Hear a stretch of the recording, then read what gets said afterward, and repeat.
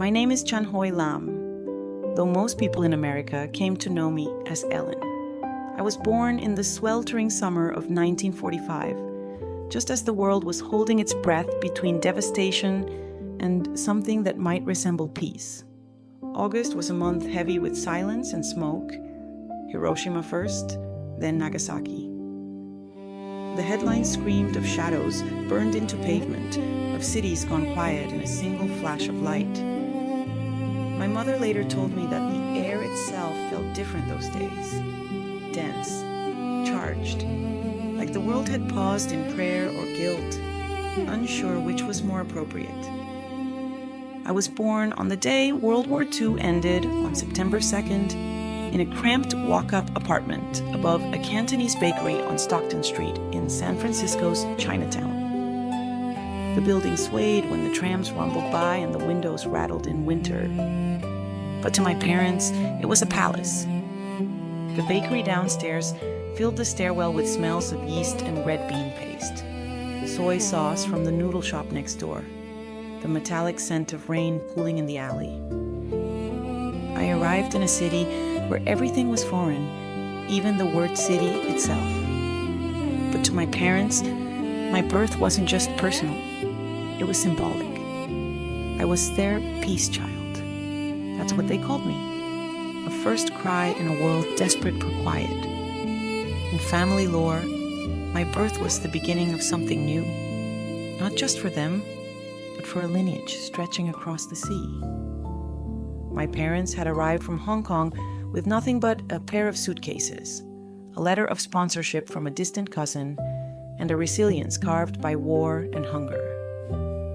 They had fled before the Japanese invasion reached full force, clinging to the chance that life across the Pacific might offer more than ration books and mourning.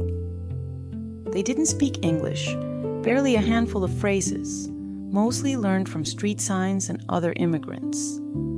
My father's favorite, repeated often and with great pride, was "no problem," though he used it when there very much was. My mother could say "yes, okay," and "sorry," but she preferred the clarity of silence. Their fluency was in gesture, in labor, in the kind of endurance that doesn't need translation. My father worked the docks, unloading cargo ships on Pier 39, hands that turned raw in winter and calloused in summer. He came home smelling of fish, rust, and salt. My mother sewed and mended garments in the back of a laundromat, her fingers always busy, her eyes always watching. They lived in a shared space with two other couples, separated by hanging cloths and unspoken agreements about privacy. Their cot was in the corner near the window. The day I was born, my mother gave birth on that cot with the help of an older woman from the building, a midwife who spoke no English, just Tosanis and patience. They named me Hoi Lam, which literally means ocean blue. It wasn't just a name, it was a prayer. They had crossed an ocean for me, risked everything they could not name. And in me, they imagined a future wide and calm, like the sea could be when it wasn't storming. I've seen the photo.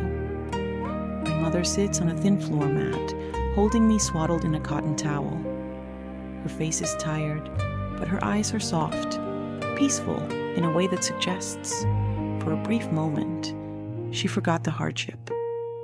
My father stands behind her, grease-stained from work, one hand on her shoulder, the other just grazing my tiny head, a quiet trinity of survival. That moment didn't make headlines. It wasn't taught in schools. But for two immigrants, it was everything. It was hope wrapped in cloth. It was the sound of possibility. And though I wouldn't understand it until much later, I was born with a dual inheritance, one of silence and one of sound. The silence was my parents', the held-back stories, the swallowed grief, the cultural script of endurance without complaint. The sound was mine, the language I would grow to claim, the questions I would learn to ask, the voice I would eventually find in a country that never quite knew what to do with someone like me. The war had ended. The rebuilding had begun.